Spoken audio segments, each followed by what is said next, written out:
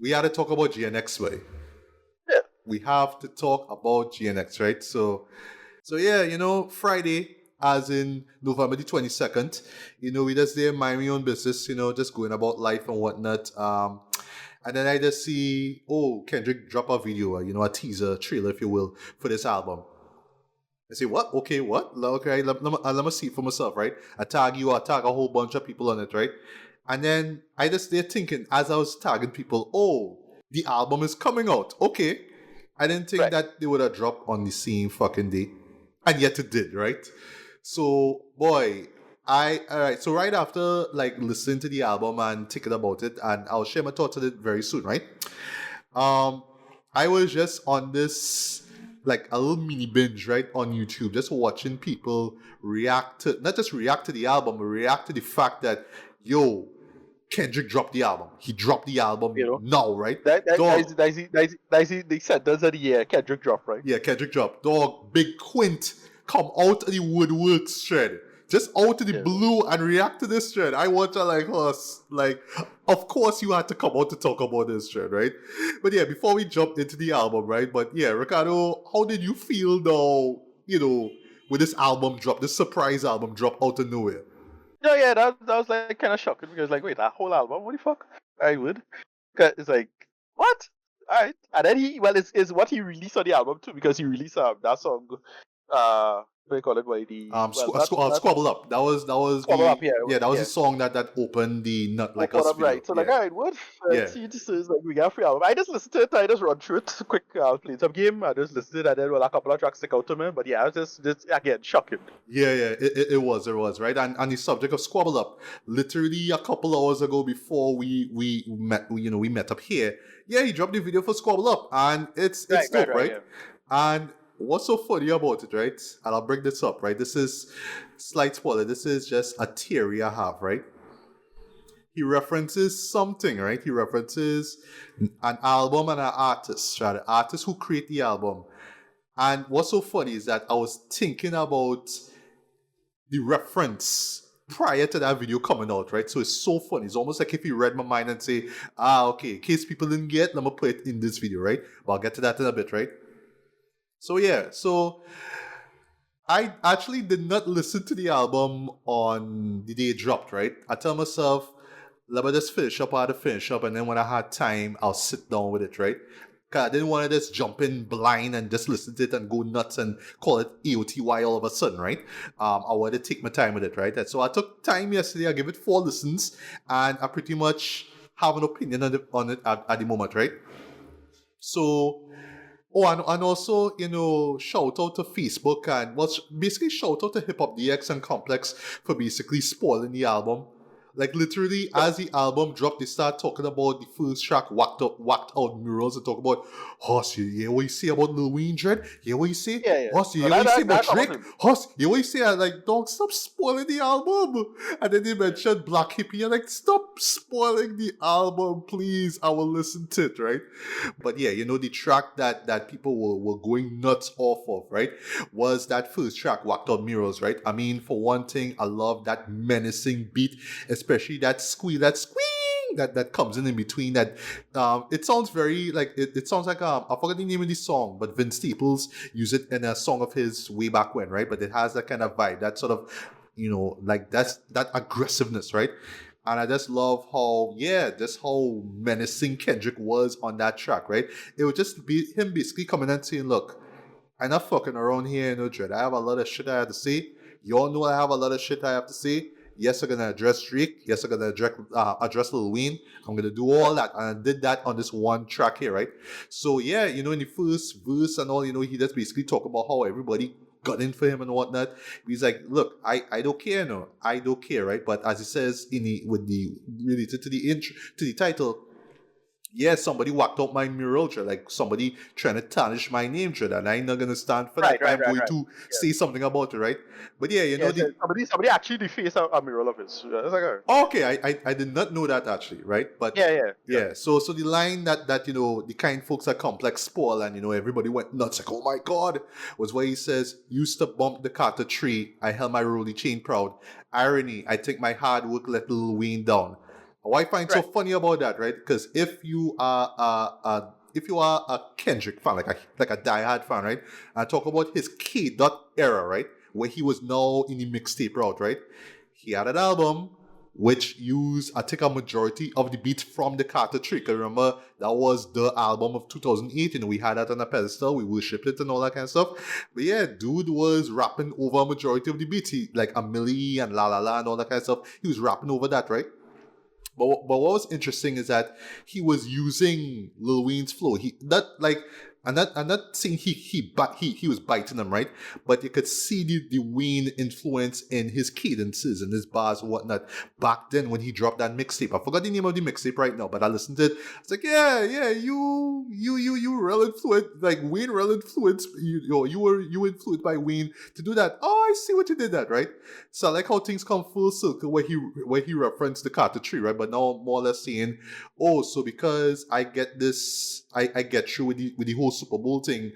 Oh, you mad that Wayne didn't get through? You know, and almost kind of calling out Wayne, like, oh, like, you mad at this? I hope you're not mad at this, though. But if you're mad at this, well, dog, I don't care, though. I get the opportunity, so sorry, bro. Right. So it comes off like that now. That's what people kind of twisting it as, oh, it's a diss, but it's kind of a diss. It's kind of a diss, but not a diss at the same time. If you really think about it, I mean, a little bit, right? Because because the thing is with Wayne, I remember Wayne was complaining about. I mean, well, he had this conversation about the nature of Super Bowl. That one, the New Orleans had multiple Super Bowls since Wayne's career was an ascendancy, and he never get through. And then the idea that, and then the main reason why Wayne, kind of did get through with the thing. I thought he would at least be part of Kendrick's show, something like that. But that doesn't seem to be the case.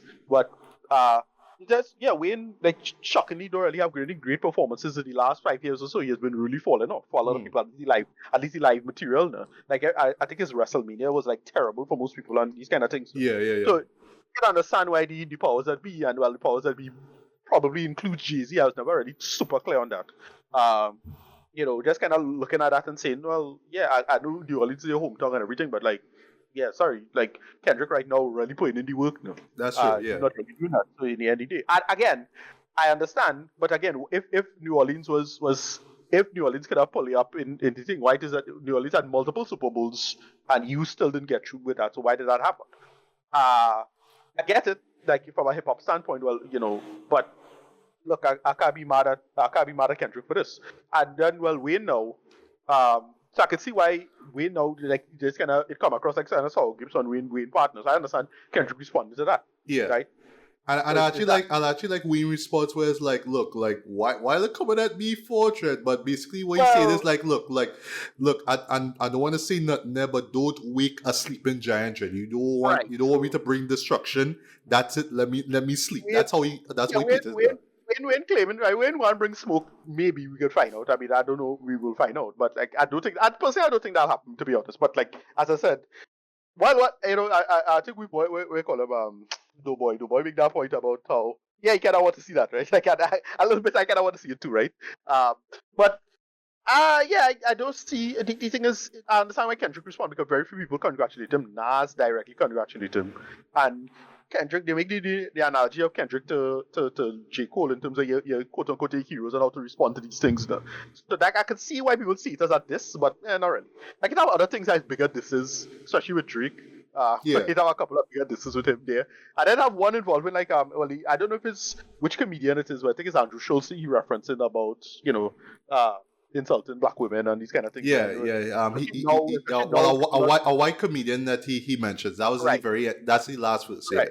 And especially now, given how that politics went, nobody in the mood, right? So is that all that part of it. So I don't know. I mean, I see where I understand where they're coming from, but it's an interesting argument about things. There's a part of this argument I'm surprised nobody brought up. But we'll get to that. We'll get to that with the Super Bowl. And it make me think that how that narrative was never that strong in the first place. But we'll get to that. I thought this would have come up with something else with respect to that. But Yeah, I don't know. I think Kendrick does kind of. I understand why Kendrick make the reference. Like, yeah, Lil Wayne kind of come across like kind of bitter with respect to this stuff. However, moving on. Yeah. But one thing well, a lot of people were expecting this, right? Especially with the success of Not Like Us, right? Is just how unapologetically West Coast this album is, right? So like right Yeah. after you have Yeah. this aggressive intro with Whacked Out Murals, you have Squabble Up, which is just a banger, right? It's just a West Coast banger. You put it on, you know, it slaps so hard, right? Just that beat and just that Squabble Up, like just the vibe. Somebody made the point that I forget who made a comparison that this is basically Kendrick's Machiavelli.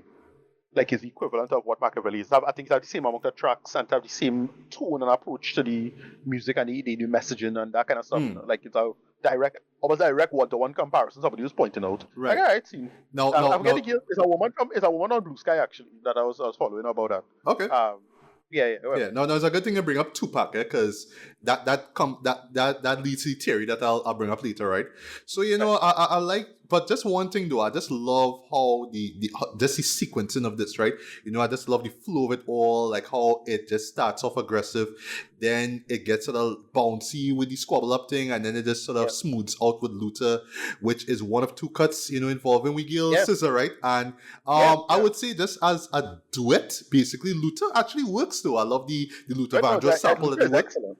Yeah, Luther's an excellent track. I was like, whoa, this song is hard though. And I say, the straight up use of Luther Vandross. Because I was just listening to it running on the stream. I don't know the names of the tracks. Okay. And I'll say, wait, this song is like Luther. Whatever. I take off the window to check it. It's like, oh, the name of the track is called Luther. It's Luther, yeah. When you hear "If This World," you know, you know it's him, right?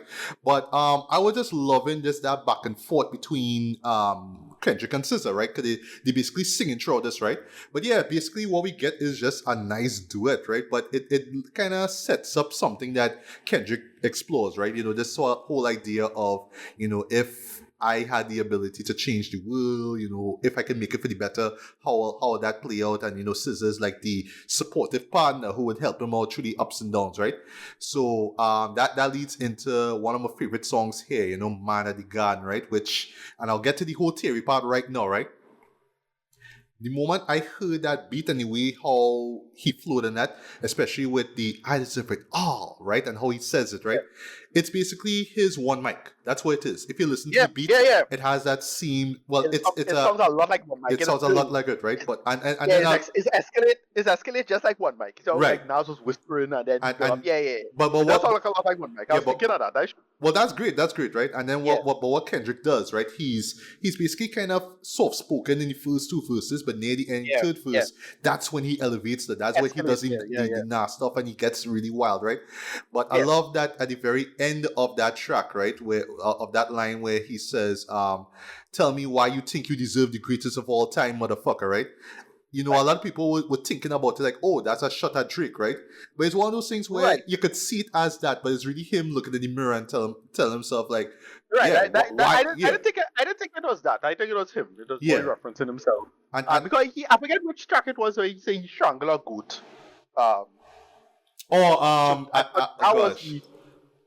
I thought that was the shot at Drake and everybody said, Kendrick calling Drake the goat. That's from the track he know, right? So now let me get to the theory time, right? So as we're talking about him referencing Nas with one mic, right? Again, this is just me. All right, so I basically give the album about 5 listens, right? I really sat down with it, right? It's a good thing I did, right? Because there's so much layers to this shit, right? And that's what I love about this record, right? It's more or less him kind of looking at himself, right? Like, oh, you know, this whole conversation, this whole big tree thing is about goats, right? You know, it's about greatest of all time kind of stuff, right?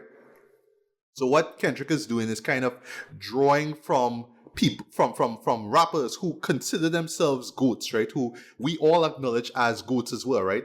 And not just drawing inspiration from them in terms of like themes and flows and whatnot, right?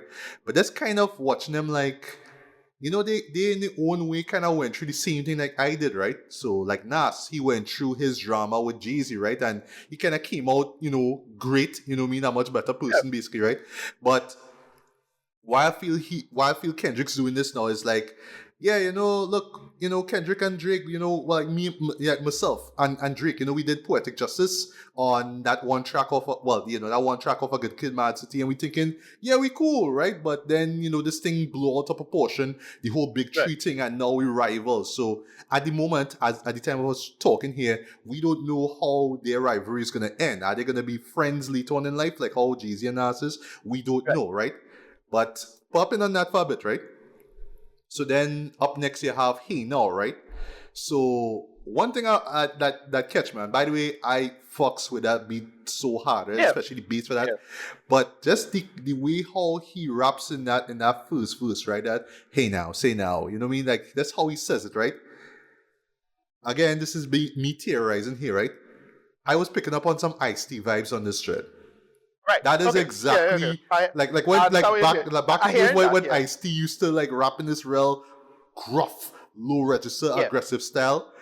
He would do that, saying that, hey now, say now. He would always rap like that. I was listening to that first, was like, dog, this is Ice-T trend. This is like New Jack Hustler all over again. Like I hear that voice in them dread.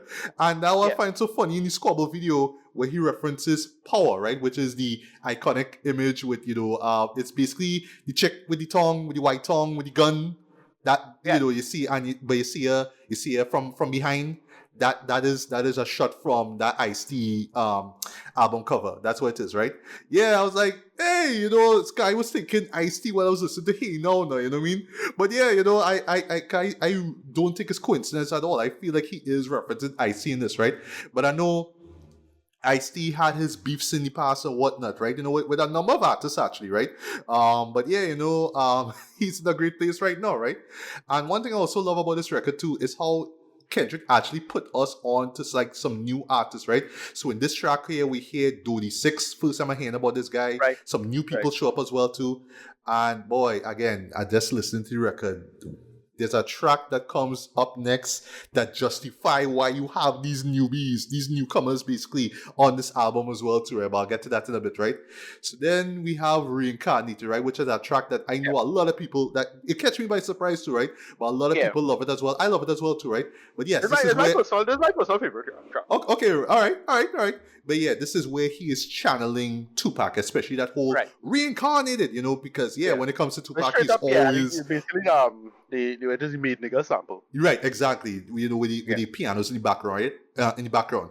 I had to genius it. Yeah, I had to genius it to get the full context, right? But basically, what he's doing, right? He references two artists. I think it's Chuck Berry, I think. Yeah. Well, the first one, I think it's Chuck Berry. He referenced it. Either Chuck Berry or Jimi Hendrix. I can't remember. All right. Some people say it's John Lee Hooker. I could be wrong, right? Okay. But it's probably one of those two, right? But it is a musician who fell off and he got addicted to drugs. But then it kind of ends with him dying. But how it ends basically is that he died with his music, but like his music wasn't able to like impact people. Like he just basically wanted to monetize his music in a sense, now, make it either way. So he's making money off it. Yeah, I thought it was interpreted because he mentioned Missouri. Yeah. So that I was thinking either it was Chuck Berry or Prince as a possibility. But could be, right, sure. But I was thinking Chuck Berry the entire time. I was like, oh, okay, but I could be wrong. But I didn't think about it too much. Yeah, but then again, he says, let's take it back to Michigan in 1947. Like I don't think Prince was that old, right? But the point is, he just basically talking about how his music could have impacted more people, but he was more focusing on the money part and the monetization part, right? More than anything else, right? And he eventually died, but yes, he make money, but what are you gonna do with that money, right? Is that thing, right? The second one is about Billie Holiday. I don't know much about her life story, but yeah, it ends really tragically with drugs and all that kind of stuff as well, right? But then the third one, what he does, right? He compares it with himself, right? But then he flips it now where he's talking to God. Yeah, he does that kind of Lucifer. Yeah, a Lucifer God thing, right? So Lucifer being mentions yeah, you're right. And he mentions Isaiah 14, which is about be trying to ascend above God of the heavens or something like that. I think it's a line from Lucifer about trying to go above God or something like that. It's the rebellion narrative. Right, exactly. But basically, it's kind of weird when you think about it because he's Kendrick is playing himself and Lucifer at the same time, but more saying right. that, Kind of you making the know, point that he's easy person, right? right, but because we're Easy using the person. whole reincarnation thing in the first place, right, which was always Right. something that Tupac always said, like, is more about his legacy. Like, his legacy will always live on. He'll be reincarnated as somebody else, as another rapper Right. or another person, right? So that's what it is, right? Or through his seeds, or whatever it is, right? But yeah, basically kind of saying, all right, I am reincarnated as Kendrick, but you know, I am doing all these things. You know, I brought a bunch of gang people on stage to dance and Yeah. not like us, right? But you know, you're promoting peace, but you kind of, you know, you're also promoting war as well, right? And yes, you know, not like us, the whole beef with Drake, and prior to all that, that's war stuff, right? And that But has I always been think, something with Kendrick, huh? most people will make this point, and I'll talk about this. Well, I'll talk about this with this guy made a great video on this. This make my top 5 of the year of online videos. SB signifier. He made the point. Yeah, Kendrick is kind of the villain in this. So, sorry to say it, we rooted for him given how terrible Drake is and how much people hate Drake. But like, Kendrick is a total crash out. Let's be clear about that. No, yeah, Like, no. Kendrick, I mean, we love the man, yeah, but he was the aggressor, Drake. He was the one who was like he was really pounding down Drake to ground us. Like, exactly. like the man head was in the concrete, you know. Like he was exactly. pounding down that guy, you know. That's what he did. Exactly. Yeah. So like him acknowledging that I like it in the track. It's like, yeah, no, Kendrick is the problem in this. Like, let's admit that. Like Drake is a problem for his own reasons, but like it just takes something like Kendrick to destroy a person like Drake. That only Kendrick cannot do that. Like, let's be clear about that. It's either him or Pusha T, but Pusha T not big enough. Yeah. Nice thing. Exactly. But going back now to references, right? You know, so he's talking about Tupac, right? And if there's one man, for better or for worse, who was able, who like really nailed that whole duality when it comes to, okay, I want to inspire the world through my music, I want to be righteous, but at the same time, and this is where it leads to the second half of the album now, I am a product of the streets, Dread, and in this world, like, I had to be tough, because if people see me as soft, you know, they could get at me, they could get at my family, so I had to be aggressive, right? So it's that kind of mentality that he comes in with, right? I love how he captures that on Reincarnated. So even at the end where he says, you know what, yes, I'm going to be a better person, that's easier said than done. And the beauty of it all, too, if you look at Tupac and what happened with him, with Biggie, you see how that play out, right? Right. Exactly. There's layers to this shit, right? So you say Reincarnated is your favorite song. My favorite song is TV Off, because I love that after that whole Reincarnated stuff, he goes into that and he just basically talking about how it's not enough. Like, yeah, I want to do good, you know, like I really want to do good, you know, but dog, there's a lot of things going on, like, you know, like I want to be the one to shape hip hop. I want to be the one to like smack, you know, whack niggas in the face and tell them, look, stop talking shit, right? You know, I have to be the aggressor still, even though I say before, you know, the aggressiveness is what put me in this position in the first place, right? But he kind of has to do that as well, right? Now, one light here, right? Even though I love the song, right? Boy, DJ Mustard on that beat, boy, holy shit, right? It is easy to get lost in that beat. I talk about the first half, right? Because it does have a Not Like Us flow, that bam, bam, bam. It has that bounce it, right? You know, so it's easy to get lost in the beat and doing a little crip walk while he's sitting down and shit, right? But he is touching on some stuff while he's talking about while the song is playing, right? And yeah, it is basically him kind of bragging about, yeah, you know, I still the king in the streets, you know what I mean? But I still had to do that righteous stuff too. But kind of hard, dog, because, you know, I had to maintain that image. I am that nigga, you know, is that right? But dog, here, I will never forget, like, hearing this for the first time, right? I just listen to this song, this vibe into the beat, and then that beat change come through. I just hear, and then like, what going on here?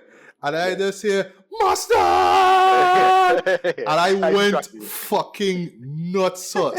And that beat with the horns that I was like, what? You don't remember that, but this is the Super Bowl performance here. Like, that's so hard, But like, that's exactly it. That is his Super Bowl song. That's the I'll call it one time. That's the song he will close his set with. He will close it off with that. Forget Not Like Us. And I think also sorry to stop you there, right? I think he also do it like this too, right? And shout out Mustard as well too, right? Because yes, Not Like Us is not just a Kendrick record; it's a DJ Mustard record as well too. Because Right. yeah, Mustard had us dancing, while that song was out, right? Like this song playing on radio right now, right? But because of the whole content stuff, the whole pedophilia stuff, like, sorry, you can't play that shit in Super Bowl. Right. Like, that would be a huge slap to Drake's face, I right? mean, no, But that would be funny as hell. yeah, No, but so like, he did this. No, but like all them like black colleges, like that is the song now, Joe, because that's dominate that thing. I even remember a little bit. Remember Win. Oh, Win, yeah. And Same, there's trumpets, there's brass, blasting, and that's a real hype song. It is, right? And dog, the last verse in this, right? By the way, that verse is probably one of my favorite verses of the year that he sings over this, right? I just tune in when that beat comes in, right? The man had the balls to end the verse saying, walk in New Orleans with the etiquette of LA, yelling, mustard! I like, horse. Another slap to Wheezy face, Another slap to face, Trent. I think so. A little bit. It's a little bit. Listen, I don't think it's as bad as it is, but like, it's kind of bad. A little bit. It is, right? Yeah. But dog, that's like the hardest track on that whole album, Dread. I love that song so much. It's just that beat switch and just how the horns and just that mustard, which I know people could be just going on TikTok and dancing to. They will just be going nuts off it. And dog, how much memes like dog, like wait, you want to the hot dog mustard? Right. That will be the joke for the next for the rest of the month, for the rest of the year, Dread. We'll see. People are to be funny with it. People are not get creative with it. Because sometimes people don't kind of waste. A lot of good memes people just waste. Like they'll just not get a good joke out of it. Whatever. Yeah. You'll see. So moving on, right? So moving quickly, right? So I just love, like, for me, I had the volume up loud, right? When I listened to TV off, right? So when the next track, Dodger Blue, comes in, which is just the cool down part, right? I love how it's just that sunny, breezy, smooth West Coast shit, right? With the bass and whatnot, right? Dog, the bass in that, though, this just hit so hard. I'm like, oh shit, okay, I need to lower the volume down a little bit too, because this had it so high for TV off, right? So when the bass for this track comes in, boy, it's just like, whoo, it really hits, right? But yeah, this is like just a nice cool down section. It's short, it's sweet to the point, right? But what I love, it again, is just the layers of it too, right? It's sunny, it's breezy and whatnot, right? And it's just basically like a love letter to LA, right? Just basically Kendrick saying, yo, this is where I'm from, right? There's always this undercurrent of, look, watch yourself here now. There come no bullshit around here though, because we will fuck you up. That is the undertone behind this song, Dre. So don't let the vibe of it fool you, Dre. There's some grimy shit that goes on this track as well too, right? And it continues on with Peekaboo, which, yes, also has a really, like, just the beat for that is so hard. I love just the chorus that what they talking about nothing. What they talk about nothing, and especially in the first verse with that peekaboo, be peekaboo. That's the vibe of it too, works as well, right? But yes, it is that braggadocious West Coast shit, right? And he even put on this new guy, this artist by the name of Az Cheek, right? AZCHICKE, right? Az Cheek. I like that. Haha, that's funny, right? Yeah. And just how they vibe off each other, you know what I mean? It's a vibe, right? But what I love about it, again, is just that braggadocious West Coast shit. It's pure West Coast stuff, right? And he enjoyed all that too, right? But then it leads to, I would say, if TV Off is like the major hype song on this album, this is like the heart of the album itself. And it's so funny because I'm talking about Heart Part 6. Yeah, this is hands on, one of the best songs I've heard all year, and it also brings things full circle as well too. This is such a like a Dr. Drake too, because like he didn't acknowledge his Heart Part 6. Cause a lot of people are saying how Kendrick gonna make Heart Part 7 or something like that. No, Heart Part 6 don't exist as far as they're concerned. No, what Kendrick did well too is that, well, Drake put out the Heart Part 6, right? Because that's what Kendrick has been doing. The heart, right?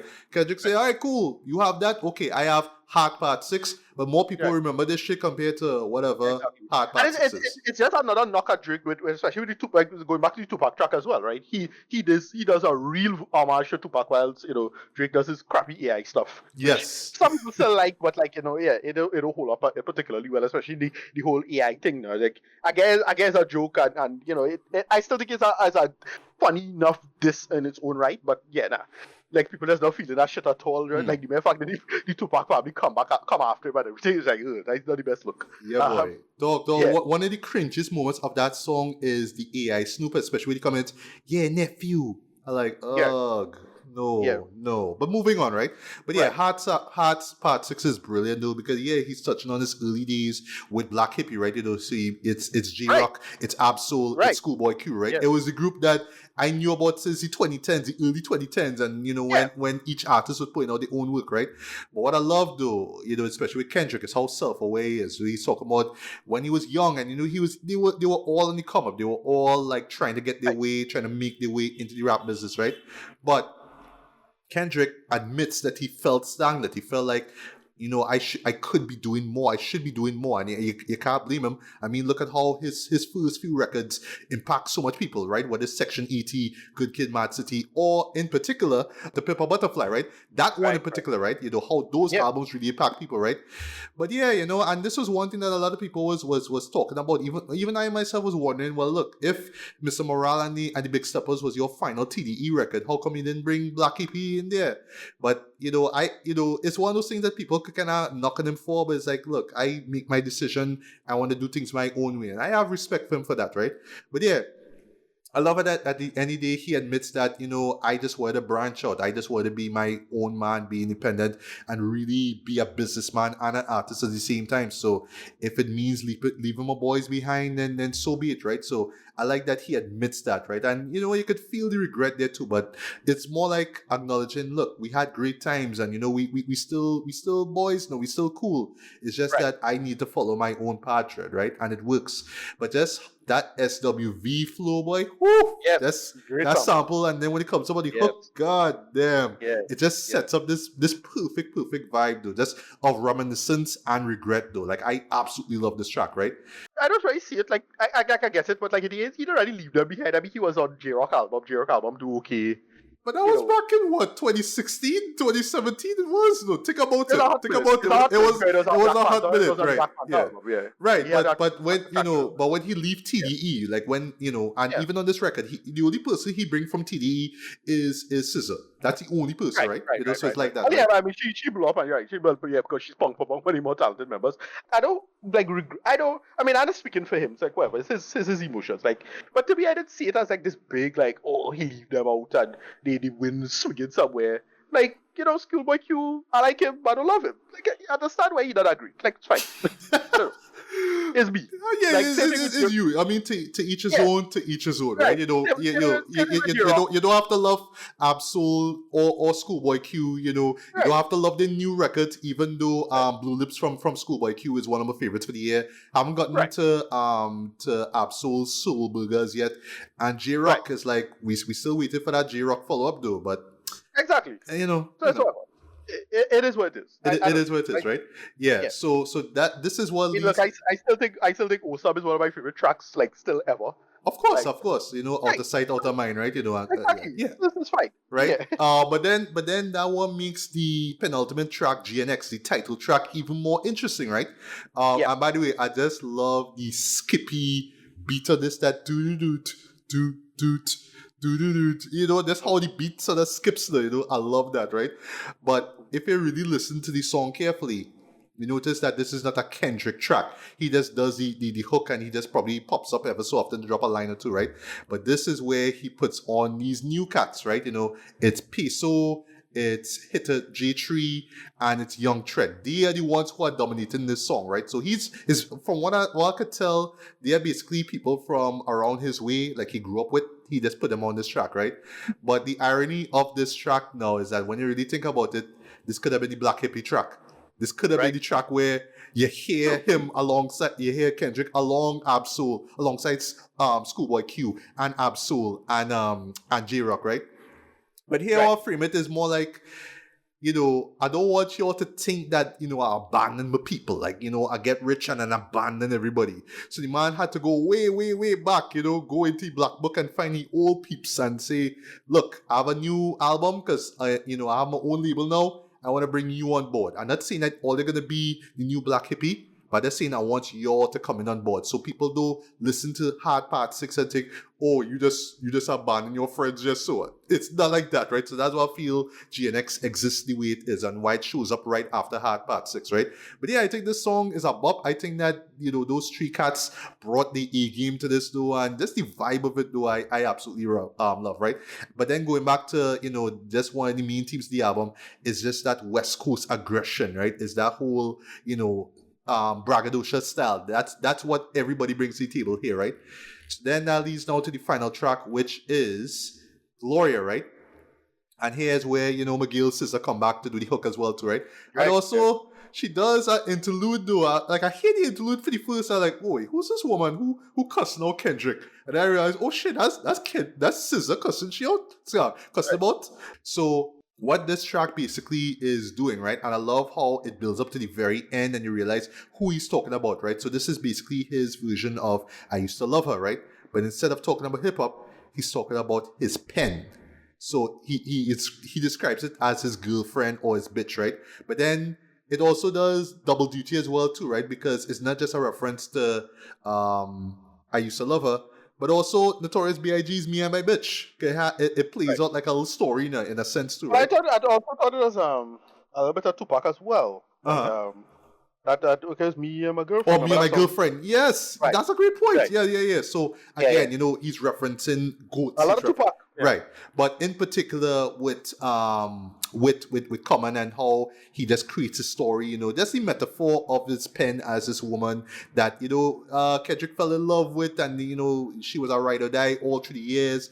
And I love like halfway to the point he talk about, he had that writer's block thing. That was before, that was what led up to Mr. Morale coming out in the first place. And that's where SZA comes. They're like, what the fuck you doing? Like, like I give you confidence, I give you power and all that kind of stuff, right?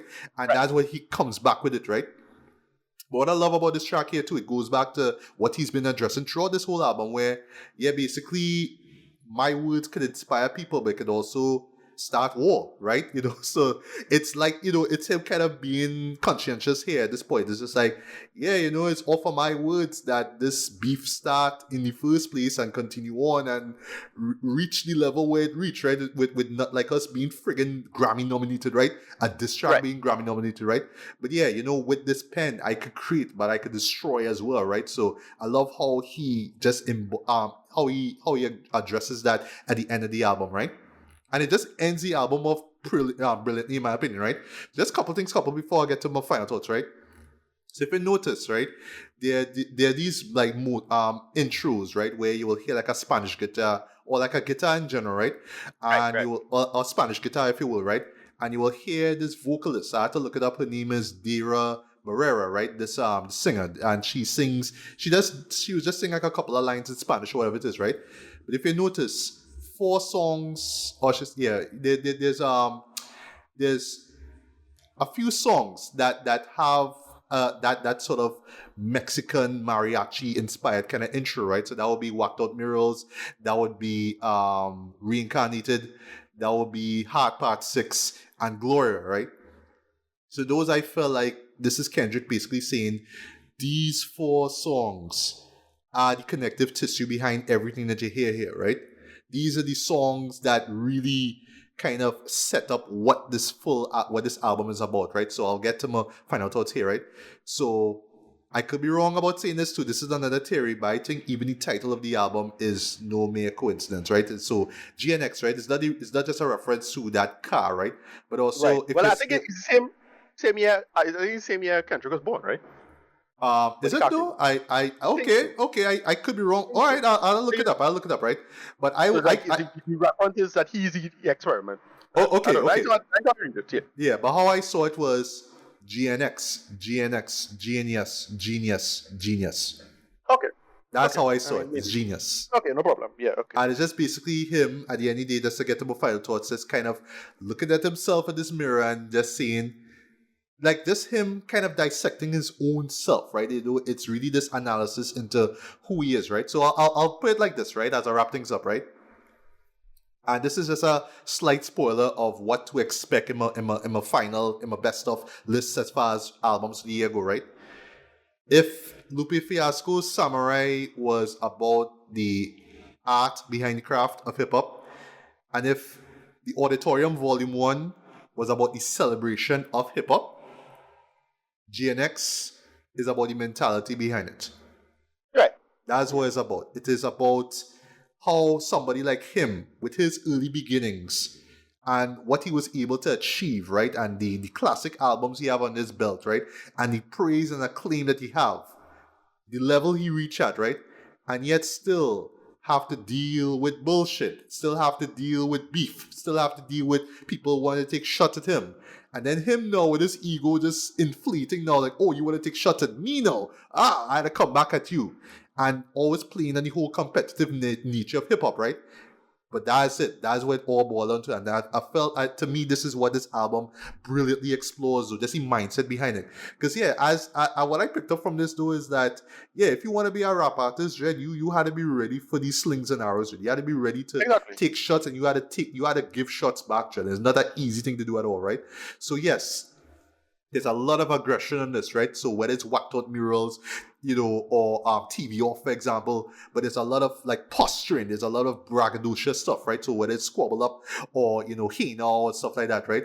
But then, it also kind of ties back to where he's from. This is the nature. This is how LA is. This is how West Coast hip-hop is. This is what Ice-T, set up with gangster rap.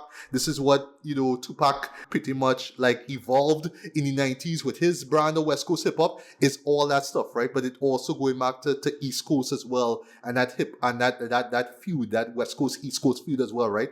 And even within the whole community as well, too, right? So he's touching on a lot of things. I should mention, too, with Common as well, too. Remember, who was the guy well, two things. One, Common, in his career at the moment, beefed with the West Side Connection. That would be Mac 10, Ice Cube, and WC. And also, back in 2011, Drake. Yeah, I remember that. There's layers to this shit, folks. There's layers to this shit, right? So it is him kind of pulling from these artists, right? These goats, these legends that we call now, and kind of freeing him, kind of looking at himself like, all right, I want to be like you all. I want that in the next 10, 20 years, people will look at me and call me one of the greatest of all time, right? But yeah, even these people that we look at as greats, right? Whether it's Jeezy, whether it's Notorious B.I.G., whether it's Common, right? Yeah, they had to deal with beef too. It wasn't just a rap and a make great albums and, have a great life. No, they dealt with opposition as well too. But it's how they dealt with it. Some of them met, like with Biggie and Tupac, they met their untimely demise because of it, right?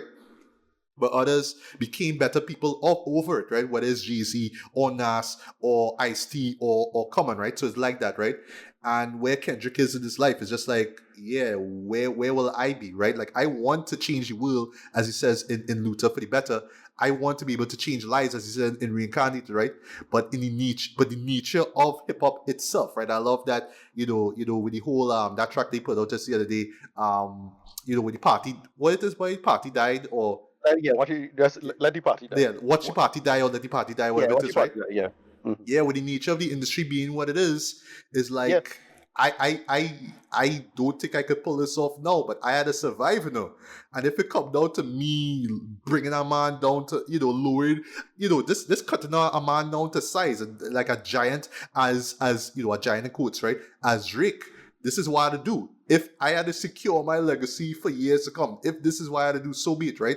But it comes with a price. And I love how he touches on that too. Always kind of going back to the past and seeing, if things could have been better, if I could have done things better, Black Hippie could have been, my team, and we could have all done we could have all changed the game, right? But it didn't play out like that, right? So it's all these ebbs and flows that, Kendrick explores in this, right? And that's what I really love the record for. There's a lot of things that go in. But at the end of the day, like I said, that's to wrap things up. I feel it is just him kind of looking on his, like pondering on his own legacy. Yes, he could celebrate now, right? But what's going to happen years from now, right? Will his music be taken out of context? Will it be about peace or war? Will it be about uniting, hoods together, or will it just be about, hey, let me just fuck up Drake because Drake is shit, right? We don't know, but we'll see, right? So yeah, not surprising. This is one of the best albums of the year. I'm not even gonna say this is top 5. This is big 3. This is top 3 right here. Okay. And I don't know by year's end if it'll be number 1, but there's a huge chance that this could be number 1 for me, right? So at this moment, strong 4.5 dread. And I feel like the more listens I give this could be a 5. This is one of the best albums Kendrick ever put out. And I'll close this. I'll leave it to you, right? I would say for those who just did not like Mr. Morale and the Big Steppers because of how emotionally heavy and personal it was, this is the album for you. This is like a return to form, so to speak. But this is more like it's both a return to it's a return to form. It's the Victory Lap album. It's the celebratory album as well. Like, yes, I win this beef and I am the king now, blah, blah, blah. But it's also a very, very self-aware album. More like, yeah, I have this, I'm on the throne now, but for how long? So that's it. For me, before I'm reading, like, shout out to RDC World Dread. They made a great sketch of this. Just look it up. It's funny as hell. But yeah, no, this was great. I don't put this above Auditorium. I don't put it above Samurai. I don't put it above Chromacopia, right? But it's up there. Like I still think it'll make a top 5 for me. I like it enough, and they just have a lot of great tracks. But just him just releasing this, I just not saying that this all make this funny to me. And I dig the hell out of it. I do enjoy this more than Mr. Morales. But I can't, in good conscience, say I like it more than the other albums. So it just, but it's up there. It's pretty good for me. But yeah, rating, I give it like a good 8 out of 10 as well. Right. So lastly, I love the fact that because Kendrick dropped this album, just out of the blue, people just random are actually speculating that this is a mixtape. So similar to like J. Cole now with Might Delete Later, right? Which for some weird reason is nominated for a Grammy. I just find that so funny, right? Yeah, nominated for Best Rap Album alongside the Auditorium Volume 1. Which I am rooting for to win. That makes sense being nominated because that was excellent. That's excellent. I am rooting for that to win. That's still my favorite album of the year. Well, all right. I might as well spoil it. It's my favorite too. But boy, right now, I'll tell you, is either this or GNX though. Right now, is the two of them kind of head to head right now for that number 1 spot, boy. But that's, again, it's just the layers, boy. There's so much layers to this project. It's not just West Coast bops for the sake of it. No, there's so much going on, you know what I mean? Yeah. But lastly, just going back to J. Cole with Might Delete Later, right?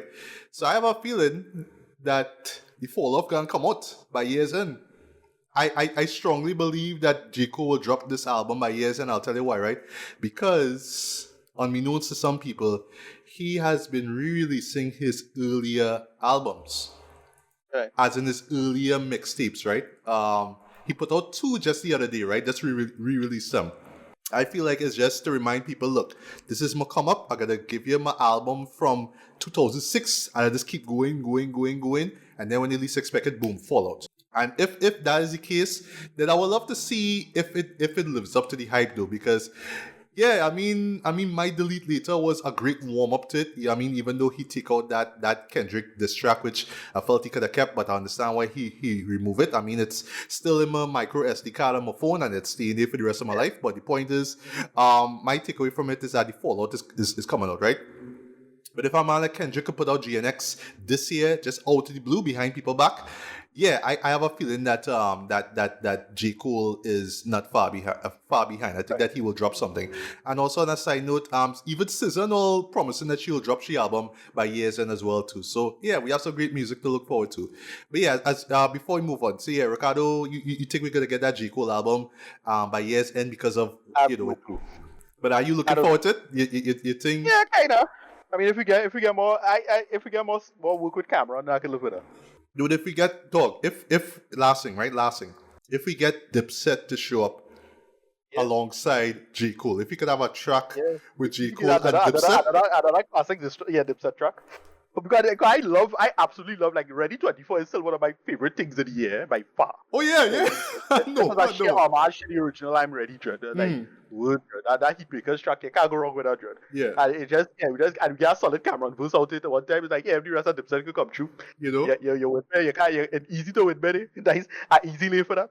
Yeah, definitely. If like this me dreaming here, right? If we could get like a Dipset anthem remake, but with J. Cole. Like, J. Cole, yeah, nice it. I mean. Just, or even I Really Mean It or something yes, like that. Just like boy. Just one of the, you don't bring back all the tracks here. Just bring back one. To me, all I need is just, if you give me Cole, Santana, Cameron, that is it. And you can have Jim Jones in the back just talking shit like what you do in I Really Mean It. Yeah. Something like that. I will be happy. But you know, you got a hard track like that. Yeah, because Cameron was on the off season. He was there. Yeah. So, which I was slightly disappointed he didn't have a verse, right? That's true. Yeah, boy. But it's still like when he was there though, like, oh, okay. And then when he hit really Ready 24, like, all right, good. Listen, I was completely surprised by that. I was walking and I was outside just listening to the album people say. And then I just hear, I'm ready. Yeah, and then I start up like a word. I go, the walk speed improve, space. Yeah. But yeah, I need to walk with GNX for sure though. I need to walk with it. I know I'll have fun with it, right? But yeah, boy, 2024, boy, great year for hip hop trend. But dog, I have a feeling over the next few weeks, shit just gonna get more and more amazing, right? But yeah, you know, GNX is a real deal. Definitely give this a listen. One of the best albums of the year, bar none. Yeah.